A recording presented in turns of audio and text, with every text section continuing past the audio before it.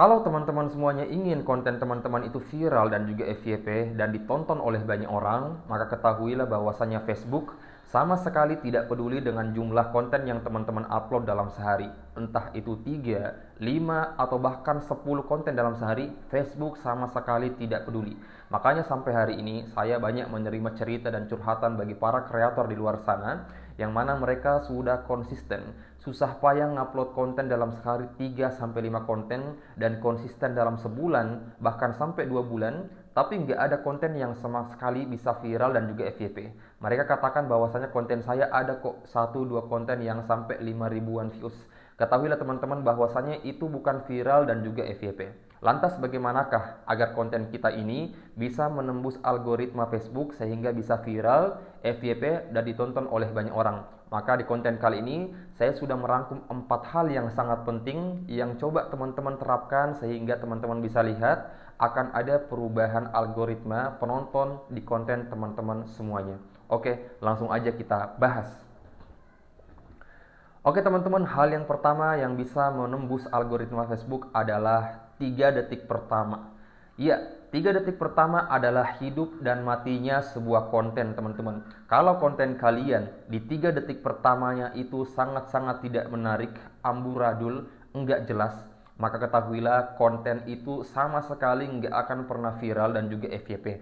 Makanya ada yang kita namanya hook ya, yang kita pelajari itu hook. Yang mana hook ini adalah 3 detik pertama nyawa sebuah konten. Kalau teman-teman sudah pelajari apa itu hook ya, dan sudah memahami bahwasannya hook itu sangat penting diterapkan dalam sebuah konten, maka jangan pernah lagi teman-teman buat sebuah konten yang mana nggak ada hook di awalnya ya. Nggak ada hook di awal konten itu sama saja kita menghabiskan waktu dan tenaga kita untuk berpikir, untuk membuat, dan kita sudah tahu bahwa konten itu nggak akan pernah viral. Maka teman-teman semuanya silakan upload konten apapun itu. Yang penting teman-teman semuanya memberikan hook di awal 3 detik pertamanya sehingga bisa membuat orang tertarik dan nonton konten teman-teman sampai selesai. Sehingga inilah cara yang paling ampuh untuk menembus algoritma Facebook. Berikan hook di awal video.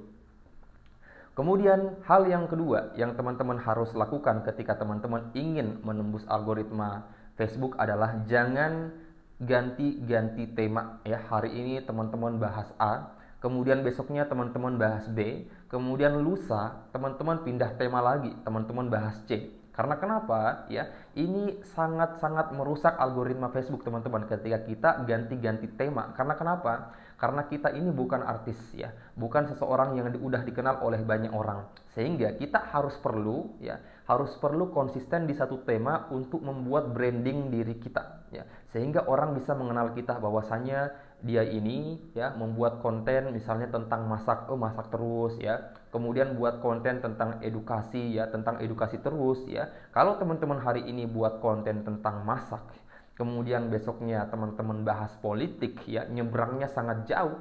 Akhirnya orang-orang yang pertama kali suka sama teman-teman karena konten masak teman-teman, karena teman-teman pindah tema, dia sudah nggak respect lagi, dia sudah nggak suka lagi dengan konten teman-teman. Makanya kita harus perlu branding diri kita ya. Kalau misalnya kita udah terkenal ya, kemudian pengikut sudah sampai ratusan ribu atau bahkan sampai jutaan, teman-teman silahkan ganti tema ya, ganti alur cerita kalau teman-teman mau. Karena kenapa? Teman-teman ibaratnya udah punya pengikut ya, pengikut udah punya fans lah. Tapi kalau belum, maka jangan ganti tema dulu teman-teman. Oke, itu yang kedua. Kemudian hal yang ketiga yang teman-teman harus perhatikan adalah seberapa lama sih orang bisa bertahan untuk nonton konten kita, seberapa asik dan menghiburnya cerita yang kita kemas dalam konten kita. Jangan membuat konten itu hanya sebatas menggugurkan kewajiban. Yang penting udah buat konten, upload, selesai. No, jangan seperti itu teman-teman. Kalau kita hanya sebatas menggugurkan kewajiban, maka akan rusak akun kita. Lebih baik kita ngupload konten ya 1 kali dalam 2 hari ketimbang kita ngupload 1 hari 1 konten tapi kita asal upload ya. Lebih baik kita ngupload konten yang betul-betul matang, yang mana konten ini betul-betul kita yakin orang kalau nonton dia akan terhibur, dia akan tertarik, ketimbang kita udah tahu nih konten ini nggak akan naik, konten ini itu jelek, yang nggak ada hooknya, ceritanya nggak jelas, tapi tetap aja diupload. Maka jangan seperti teman-teman, buat konten yang betul-betul matang, yang ceritanya menarik, kemudian jangan asal upload konten, buat caption yang mana cerita caption ini itu juga nyambung dengan isi videonya ya. Ini juga perlu dilakukan oleh teman-teman semuanya. Jangan hanya sekedar menggugurkan kewajiban ketika teman-teman menjadi seorang kreator. Itu hal yang ketiga. Kemudian teman-teman, hal yang terakhir yang teman-teman nggak boleh anggap sepele, karena kita tahu bahwa Facebook ini adalah sistem ya. Ini yang bekerja itu bukan manusia teman-teman, tapi sistem. Maka ketika teman-teman telah mengupload sebuah konten, jangan langsung kabur, jangan langsung lari pindah ke sosial media lainnya. Anggaplah misalnya teman-teman udah ngupload nih, uploadnya udah selesai, tiba-tiba Facebooknya dikasih keluar, kemudian teman-teman pindah di Instagram ataupun TikTok, nggak dipeduliin lagi yang udah diupload. Jangan seperti itu teman-teman, jangan lari ketika setelah mengupload. Karena kenapa? Ya ini ilmu baru juga saya dapatkan dari para edukator Facebook di luar sana yang pengikutnya udah banyak, bahwasanya coba teman-teman kalau sudah ngupload sebuah konten ya, coba scroll beberapa kali, kemudian nge-like konten orang ya, nge-like konten orang, dan juga coba berkomentar ya di 1 atau 2 konten lah teman-teman, karena mereka ini kan sistem. Jadi bisa saja ya hal yang kita lakukan ini itu mempengaruhi algoritma Facebook, sehingga mereka melihat aktivitas kita. Karena mereka melihat aktivitas kita telah nge-like, telah berkomentar di komentar orang lain, dan kita baru saja setelah itu